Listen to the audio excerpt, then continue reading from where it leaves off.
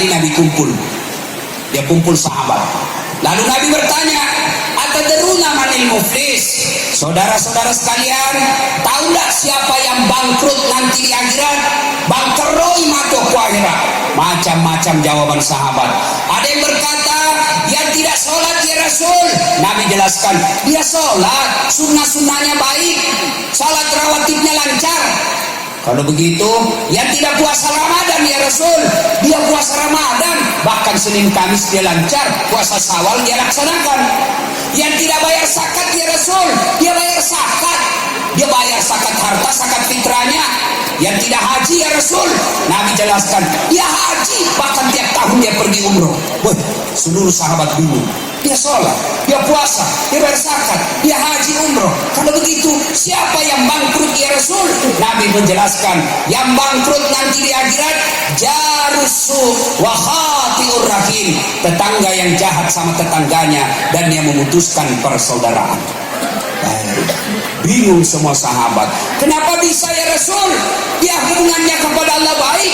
Lalu Nabi menjelaskan, betul, hubungannya kepada Allah baik, tapi sayang seribu sayang. Depan rumahnya dia bertengkar, belakang rumahnya dia musuh, samping rumahnya dia kelahi, sebelah kirinya dia bertengkar, semua orang dimusuhi. Akhirnya ketika hari penghitungan kelak, ketika dihitung semua amal-amalnya nanti di akhirat, mulai dia skor sholatnya.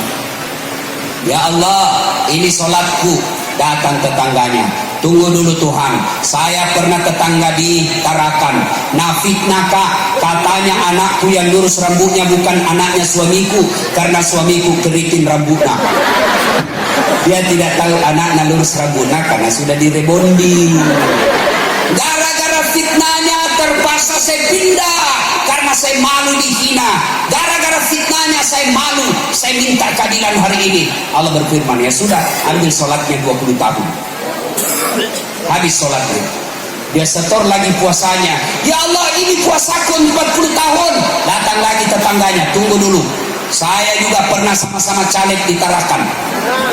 Nah fitnah kak, nah sebarkan berita bohong, nah cerita jelekku, padahal saya sudah jual sawah, saya sudah gadekan rumahku, Pak Sambaleho 50 tidak terpilih gara-gara fitnahnya sama dia. Saya minta keadilan ya Allah. Masiri karena taruh ya pakai sirik kan. Allah berfirman, ya sudah, ambil itu puasanya 40 tahun. Habis sholat, habis puasa. Datang lagi, ya Allah, dia store lagi, ini zakatku ya Allah. Datang lagi, tunggu dulu Tuhan tetangganya, saya pernah bertetangga di Tarakan, nah serobot tanahku, nah ambil tanahku 1 meter, sehingga setiap hujan banjir rumahku karena gotku dia serobot. Saya mau lapor di polisi, kemana polisi? Saya mau ngadu ke tentara, ada tembakan. Akhirnya mundur, kasihan. 7 tahun saya menderita di Tarakan, sampai 14 tahun saya kasihan tidak bisa menderita di rumahku gara-gara gotku nggak serobot. Tiap hujan banjir rumahku 20 tahun. Allah berfirman, ya sudah, ambil zakatnya itu 40 tahun hajinya. Ya Allah, ini hajiku. Datang lagi tetangganya, tunggu dulu Tuhan. Saya juga pernah satu kantor di Pemda Tarakan. Nah fitnah kak, katanya mobilku hasil korupsi, karena dia lihat saya pegawai honor, tidak masuk di akalnya. Bagaimana pegawai honor bisa beli mobil? Tidak masuk di akal mereka. Nah fitnah saya, akhirnya saya menjadi pegawai honor, tidak diangkat-angkat sampai saya pensiun pegawai honor. Saya minta keadilan. Nah bilang Tuhan, sudah, ambil itu hajinya 2 kali. Habis sholatnya, habis zakatnya, habis puasanya, habis hajinya, masih ada yang datang. Tunggu dulu Tuhan, saya juga pernah disakiti hati saya. Nah cerita kejelekanku, betul itu yang dicerita, betul. Memang ada yang dia cerita itu benar, tapi napakah sirik kepuang. Bila tolong nggak, minta tolong ya Allah, balaslah kejelekannya sama saya. Nah bila yang tadi banyak amalnya, Tuhan bagaimana nih habisnya amalku? Bagaimana lagi habis sudah amalku ya Allah? Allah berfirman, tidak ada kebatilan, tidak ada kejahatan yang tidak dibalas hari ini, supaya adil ambil dosanya orang yang pernah kau sakiti. Apa yang bisa membuat rusuh kita ini kalau pemilu? Tim sukses. Ini tim sukses juga mau sukses sendiri. Suruh bikin baleho 10, 2 jina bikin. Ditanya mana ada 8, bilang kena angin topan. Oi, wahai tim sukses, silakan kampanyekan jagoanmu, tidak usah cari jeleknya lawanmu. Silakan kampanyekan jagoanmu, tidak usah kau cari-cari musuhmu. Jadilah tim sukses seperti Nafisah. Ketika Rasulullah ingin menikah dengan Khadijah, Khadijah janda bangsawan Mekah, kaya, pegawainya pada saat itu namanya Muhammad. Khadijah selalu bercerita kepada asistennya, namanya siapa? Nafisah. Khadijah berkata, dengan harapan dapat penunjukan langsung. Ada kontraktor di sini? Ada? Pernah dengar ceritanya kontraktor di akhirat? Jadi ini penghuni sorga sama penghuni neraka baku SMS. Nah bilang penghuni sorga, nah bilang bagaimana kabarmu di situ di neraka? Nah bilang tidak ada enaknya di sini, di blender jadi terus. Nah bilang kalian bagaimana kabarmu di sorga? Nah bilang masya Allah, alhamdulillah segala puji bagi Allah, enak betul kami di sorga. Baru dibayangkan sudah ada di depan kami. Yang di dunia dulu kita dapat semua sudah ada sekarang. 1 laki-laki 7 bidadari pak, 7. Jadi bapak-bapak yang 1 istrinya tenang, di akhirat 7. Tenang mati pak, 7. Dan ini bidadari perawan terus, tidak pernah kentut, tidak seperti cerita tiap jam kentut. Masya Allah. Pada saya selesai ceramah begini, tiba-tiba ada ibu datang dan bilang, Ustaz, betulkah itu nanti suamiku ada juga bidadarinya? Iya tuh, 7 bidadari. Serius Ustaz? Iya. Jadi saya Ustaz, ya apa boleh buat? Dan sudah bilang, Ustaz, boleh kasih berdoa Ustaz? Ya Allah, tidak usah kuberikan suamiku bidadari, cukuplah aku bidadarinya dunia akhirat. Selesai senang begitu langsung saya bilang, kita memang ibu sudah kita siksa suami tak ini, mau kita lagi lanjut ya ibu.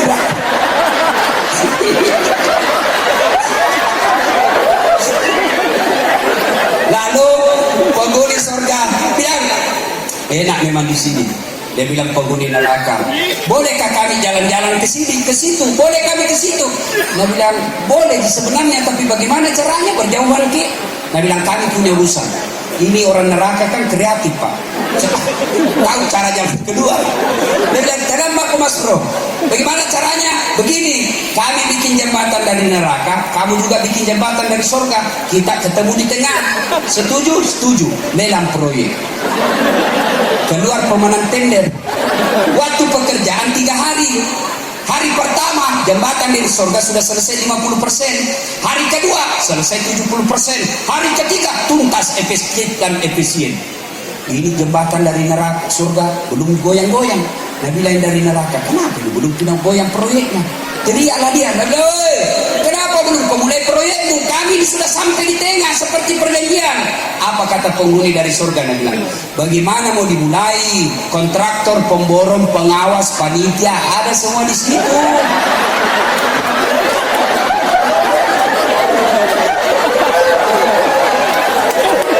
Di sini pengurus masjid, nggak ada tahu kalkulator. Sudah bilang anggota dewan, enak dong kami tidak terlibat di situ proyek Ustaz. Pernah tahu dengar anggota dewan di akhirat? Pernah dengar? Jadi masuk lagi surga imam. Begitu masuk surga dia lihat, kenapa banyak anggota DPR ini di surga? Dan di negara aku banyak ditangkap gara-gara OTT. Dia pergi protes sama malaikat. Woi malaikat, penghuni surga, penjaga surga, kenapa banyak ini anggota DPR di sini? Nah di negara aku banyak ditangkap. Nah bilang malaikat penjaga surga, jangan mau ribut. Kenapa? Reses dini. Sebentar lagi dia pulang. Ibu bapak, saudara-saudara sekalian, yang pertama bisa ribut ini pemilu, 1 politisinya, 2 tim suksesnya, 3 pelaksananya, KPU, Panwas, ASN, polisi, tentara. Tolong laksanakan tugas dengan seadil-adilnya. Alhamdulillah kita dapat berita yang menggembirakan dari seluruh provinsi yang ada di Indonesia. Kaltara adalah pelaksana pemilu terbaik dan teraman. Kenapa bisa begitu karena KPU-nya baik, Panwasnya baik, tentaranya baik, polisinya baik, ASN-nya baik. Selama penyelenggara pemilu baik, maka rakyat pasti tenang. Tentu kita doakan mereka penyelenggara pemilu yang baik, kita doakan mereka karirnya baik, keluarganya bahagia, dan dijadikan amal kebaikan dalam bertugas. Kita juga berdoa kepada Allah saat yang menerima doa bagi mereka penyelenggara pemilu yang tidak melaksanakan tugas dengan sebaik-baiknya. Kita berdoa semoga Allah melaknat mereka 7 turunan. Mereka Allah sengsarakan hidupnya mereka yang mengkhianati suara rakyat. Amin. Tahu sepak bola? Itu sepak bola kalau rusuh apa sebabnya? Biasanya kalau wasitnya tidak adil. Saya 17 Agustus dulu waktu SMP di kampung, ribut itu sepak bola. Kan tidak ada pagarnya.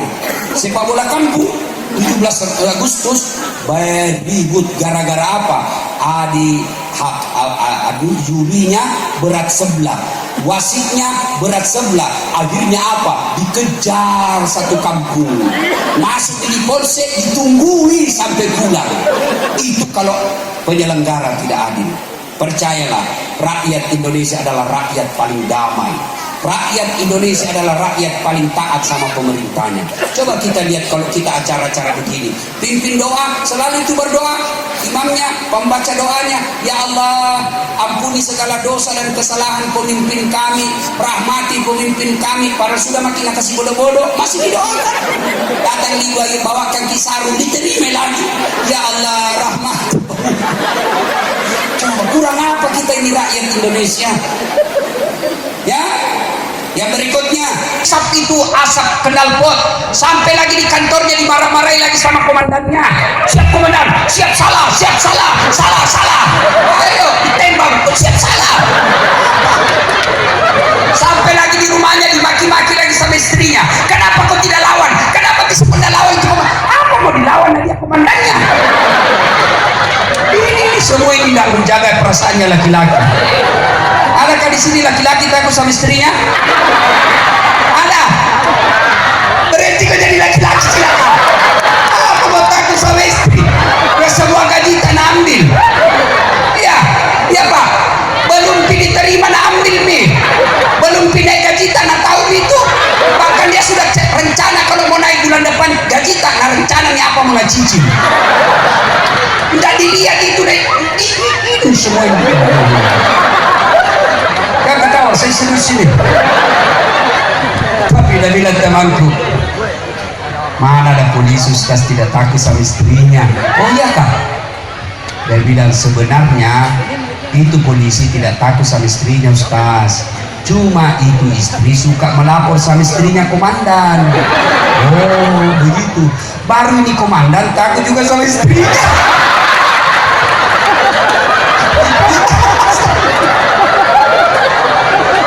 Begitu ya Bu? Bu, jangan kita kasih gitu suami kita. Ya.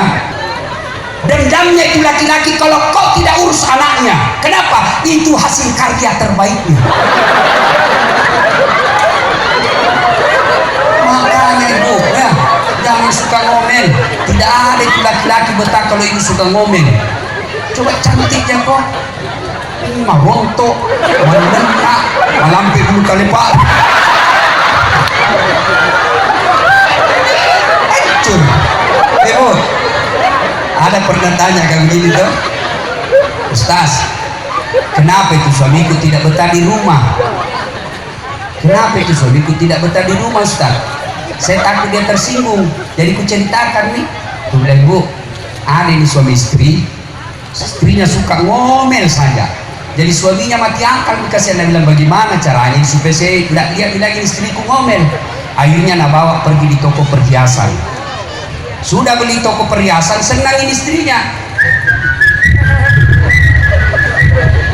Nah pikir suaminya di mana? Ini kubawa. Oh ingat ada sumur tua di kampung. Ini sumur 400 tahun umurnya, dalamnya 17 meter. Dia bawa nih, kan istrinya senang. Dia bilang, dek, dia ke beda itu sumur ada airnya. Jangan jika kira-kira berapa dalam? Dan ini paling sampai di lutut. Dia komedi dek, datang. Dia begitu dekat, nah dorong suaminya, masuk aku di situ, ngomel bako, ndak ku dengar. Tiba-tiba 1 jam kemudian ada makhluk tinggi besar hitam keluar dari sumur. Ih, kaget suaminya, siapa kamu? Dan saya jin penunggu sumur ini. Saya sudah 400 tahun di dalam sumur ini. Ada perempuan ngomel saja kerjanya. Baru 1 jam di dalam ngomel berturut, selebih lagi. Jin saja 400 tahun tidak betah. Apalagi suamimu yang pegawai honor. Maka berhentilah ngomel. Bapak-bapak juga jangan takut sama istri. Kalau dia ngomel, rumusnya diam. Kalau dia pecahkan piring 1, pecahkan 1 lusin. Kalau dia pecahkan televisi, pecahkan kulkas. Jangan mau digertak istri.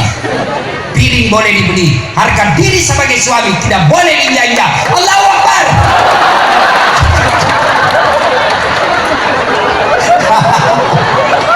Bapak saudara-saudara sekalian, ya.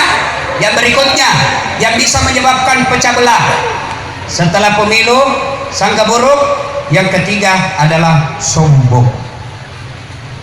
Sombong itu membuat orang tidak senang. Akhirnya apa? Lambat laun dijauhi, lambat laun jauh. Akhirnya kita apa? Putus persaudaraan. Apa yang menyebabkan orang sombong? Kata Nabi, orang bisa sombong karena 4 hal. 1. Bertambahnya ilmu. 2. Bertambahnya pangkat. 3. Bertambahnya harta. 4. Bertambahnya ibadah. Apabila 4 ini bertambah, maka biasa orang sombong. 1. Bertambahnya ilmu. Siapa yang bisa sombong di sini? Alim ulama bisa terjadi sombong. Penceramah bisa sombong. Ustadz bisa sombong. Mana ustadz yang sombong? Ustadz yang tidak mau menerima perbedaan pendapat. Itu sombong. Ustadz yang suka membidah-bidahkan dan menyesatkan sesamanya Islam. Rasulullah berdakwah itu tenang. Bayangkan ketika Rasulullah datang, seorang laki-laki, ya Rasulullah, saya berhubungan suami istri dengan istri saya di siang hari bulan Ramadan. Nabi bilang, wah, nak kena kuabala, bahaya kamu harus puasa 60 hari berturut-turut.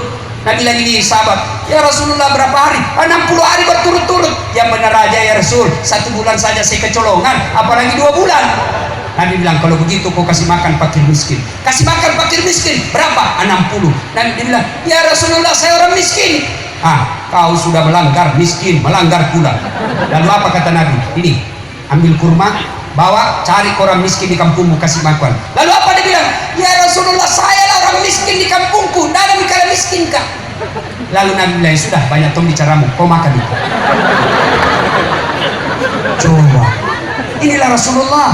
Kadang-kala ada ustadz bukan ustadz sebenarnya, baru belajar agama 6 bulan, itu pun melalui YouTube. Jangan kamu didoktrin oleh YouTube, Instagram ceramah-ceramah 1 jam, belum tentu. Jangan menyalahkan orang. Yang baik terima perbedaan. Ini bid'ah maulid, bid'ah Isra Mi'raj, bid'ah doa bersama, bid'ah jabat tangan selesai sholat, bid'ah taksiyah. Kenapa? Tidak ada pada zaman Nabi, tidak ada pada zaman Nabi bid'ah. Bid'ah itu sesat masuk neraka. Nenekmu punya neraka. Masa gara-gara maulid bosku bilang sesat masuk neraka? Yang enak kamu tidak mau maulid, tidak usah. Tapi jangan kau sampaikan bid'ah dan sesat orang yang maulid. Kamu yang mau maulid silahkan maulid, tapi jangan kau bilang sesat yang tidak maulid. Enak kok. Ibu bapak, dan Rasulullah menjelaskan umat Islam itu seperti badan ini. Innamal mu'minuna ikhwah. Orang Islam seperti badan ini. Orang Islam ini seperti badan ini. Orang tarakan seperti badan ini. Coba lihat ini Pak. Tangan kanan gatal tanpa disuruh kiri yang garuk. Tangan kiri yang gatal tanpa diundang kanan yang garuk. Gatal dua-duanya kerja sama. Ayo, jalan kita tengah malam, tahan tuh kakinya. Kaki tahan tuh, langsung mulut berteriak. Mulut meniup, mata mencari mana rusa, mulut tangan mencari obat, padahal kaki yang bermasalah, tangan ikut korban, mulut ikut menderita, mata ikut mencari. Tidak ada orang tahan tuh kakinya. Rasa kok siapa suruh pergi jalan kok jalan cinta, tidak mungkin. Begitu mestinya kita di kota Tarakan, masyarakat Tarakan katakan kepada orang luar, hei jangan kau ganggu polisiku. Jangan kau ganggu tentaraku, jangan kau ganggu ASN-ku, kau ganggu mereka, kami masyarakat tak akan kau lawan. Begitu mestinya. Pejabat juga ngomong gitu, jangan kau tipu rakyatku, jangan kau ambil suara rakyatku, kau tipu rakyatku, kau tembak kepalamu. Begitu mestinya. Ya, kita ini satu badan, satu sakit yang lain ikut merasakan. Wa'tasimu bihablillahi jami'an wa la tafarraqu. Berpegang teguhlah engkau kepada tali persaudaraan agama Allah dan janganlah engkau bercerai-berai. Saya tanya, ibu bapak, pernah makan nasi? Kenapa itu nasi enak dimakan? Kenapa? Karena masuknya rame-rame. Coba kalau dimakan satu-satu biji, makan siang malam baru selesai satu biji. Maka kalau mau enak ini tarakan, ayo kita bersatu. Silakan orang-orang ribut di pusat, kita tidak ada pengaruh.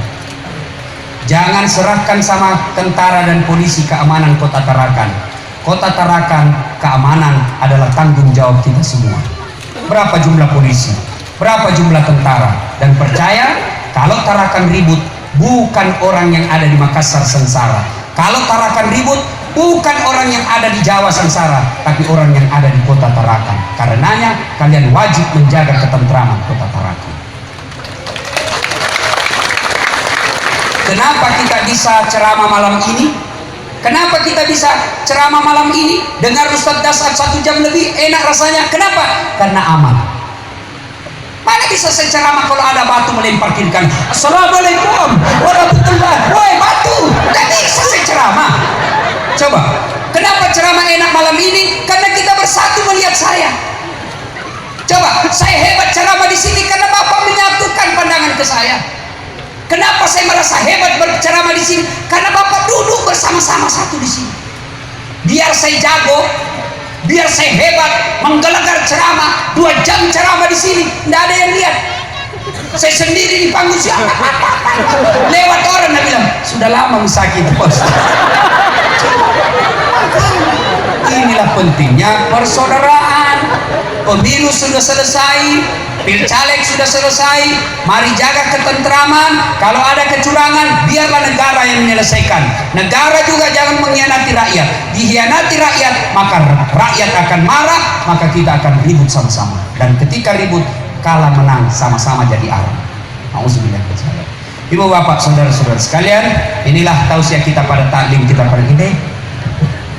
Si mau lanjut? Masih bisa? Tambah 1 jam?